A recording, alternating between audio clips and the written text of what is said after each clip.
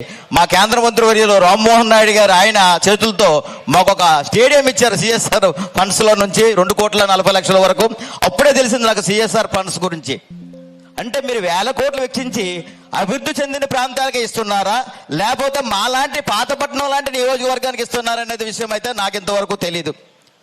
మీరు ఒక్కసారి ఇక్కడికి వచ్చిన కార్పొరేట్స్ అందరూ కూడాను, కలెక్టర్లు కూడాను, అధికారులు కూడాను అందరూ ఒకటి ఆలోచించాలి. పాతపట్నం అనేది 3 పంటలు పండిన పుష్కలమైన ప్రాంతము. అలాంటి ప్రాంతం నుంచి మెయిన్ ఇంపార్టెంట్ అంటే మెయిన్ 3 పంటలు పండిన ప్రాంతము ఆఫ్షోర్ రిజర్వాయర్కి ఒకటికి, మా వంశధారికి ఒకటికి, గొట్టా బ్యారేజ్కి ఒకటికి ఇచ్చున్నాం అన్న. అసెంబ్లీ కాదు, ఇది వాస్తవం. ఇది అయితే అంత ఇచ్చున్నాం.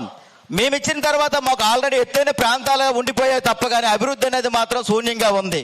నేను ఎందుకంటే ఇక్కడ ఈ విషయం ఎత్తుతానంటే ఇక్కడ వచ్చిన కార్పొరేటర్లు అందరూ కూడా ఒక్కసారి మా పాతపట్నంతో చూడండి. విద్య, వైద్యం, మౌలిక వసతుల గురించి ఒకసారి చూడండి దయచేసి. ఎందుకంటే మేము వెనుకబడే ఉన్నాం పూర్తిగా. మాకు ఈ ఫండ్స్ గురించి కనీసం అవేర్నెస్ కూడా మాలో జరగడం లేదు. మెయిన్ మీ అందరికి ఒక రిక్వెస్ట్ అండి, 20 ఎకరాలు ఉన్న రైతు పిల్లలు ఈ రోజు కూలీలుగా ఇప్పుడు అన్నారు, అశోక్ అని చెప్పారు, ఎక్కడికి వెళ్ళారు, ఢిల్లీ, ఎక్కడికి వెళ్ళినా మనవలే ఉన్నారు. ఎంతో చదువుకున్న విద్యార్థులు కూడా చాలా మంది మాకు ఉన్నారు. స్కిల్ డెవలప్మెంట్స్ పెట్టండి సార్ ప్లీజ్. మాకు వాటర్ కూడా ప్రాబ్లం ఉంది. మాకు నదులు ఉన్నాయి, మహేంద్రతాని ఉంది, వంశధార నదులు ఉన్నాయి, కానీ అక్కడ తాగడానికి పుష్కలమైన మంచి వాటర్ లేదు. దానికి కూడా ఇక్కడికి వచ్చిన ఎవరైతే కార్పొరేట్స్ అందరూ కూడా దాన్ని చూసి అభివృద్ధి బాటలో నడిపించాలని మీ అందరికీ కోరుతున్నాను. ఎందుకంటే ఒక బాధ, ఒక ఆవేదనతో చెప్తున్నాను, ఒకసారి మీరు ఆలోచించండి. మా పొలాలన్నీ కూడా ఏవైతే 3 పంటలు పండిన రిజర్వాయర్కి ఇచ్చాం, అవన్నీ డెవలప్మెంట్ కోసం ఇచ్చాం. కానీ మీరందరూ కూడా వంశధార మిగులు భూములు ఉన్నాయి, అక్కడికి వచ్చి ఇండస్ట్రీస్ పెట్టండి సార్ ఒకసారి. ఇండస్ట్రీ మాకు వాటర్ పుష్కలంగా ఉంది. ఎక్కడో వాటర్ లేని దగ్గర కాలువలతో వాటర్ తీసుకెళ్తున్నారు ఇండస్ట్రీస్ కోసం. కానీ మాకు ఒక మిగులు భూములు 100,000 ఎకరాలు, 1,000 ఎకరాలు ఉన్నాయి, అక్కడికి వచ్చి ఇండస్ట్రీస్ పెట్టండి సార్. మా యువతకి అవకాశం కల్పించండి, ఉపాధి అవకాశాలు కల్పించండి. ఎందుకు నేను చెప్తున్నానంటే మేము చెన్నై వెళ్ళినా, హైదరాబాద్ వెళ్ళినా, ఢిల్లీ వెళ్ళినా సరే, ఎక్కడ వెళ్ళినా సరే మేమే కనిపిస్తాం. శ్రీకాకుళం జిల్లా పాతపట్నం వాసులు ఎక్కువ కనిపిస్తారు.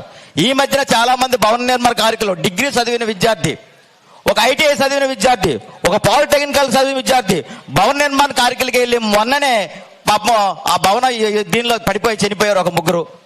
అంటే ఒక్కసారి అభివృద్ధి వైపు నడిపిస్తారని కోరుకుంటూ, నాకు కూడా ఈ సిఎస్ఆర్ అవకాశం మాట్లాడే అవకాశం కల్పించిన మీ అందరూ కూడా హృదయపూర్వకంగా ధన్యవాదాలు తెలియజేసుకుంటూ, ఇది అసెంబ్లీ కాదన్నా గుణశంకర్ అన్న, నేను నా సమస్యలు చెప్పడానికి ఇక్కడ నేను వచ్చాను. మీరు ఒకటి చెప్తున్నారు, మీరు టౌన్లో ఉన్నారు, మీకు ఆల్రెడీ మీకు ఇక్కడ కార్పొరేషన్ మీకు ఉంది, మీ కార్పొరేషన్ పనులు ఉంటాయి. మా పంచాయతీలు ఎంతన్నా, ఒక పంచాయతీ 4 ఆమ్లెట్ గ్రామాలు ఉంటాయి, లేదా 10 ఆమ్లెట్ గ్రామాలు ఉంటాయి. మాది విశాలమైన భౌగోళం, ఎటు వెళ్ళినా 100 కిలోమీటర్లే. ఆ 100 కిలోమీటర్లు వెళ్ళినా సరే మా పరిస్థితి ఒకసారి చూడండి. నీకేమైంది, ఎటు వెళ్ళినా 20 కిలోమీటర్లే.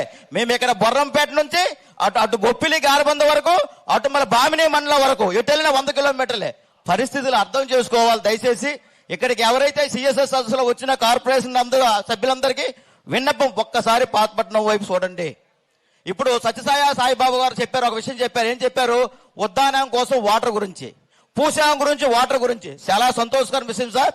అలాగే కొన్ని గ్రామాల దత్తత తీసుకోవాలని అందరినీ కోరుకుంటూ, నాకు ఇచ్చిన అవకాశానికి మీ అందరికీ హృదయపూర్వక ధన్యవాదాలు తెలియజేసుకుంటూ సెలవు తీసుకుంటున్నాను.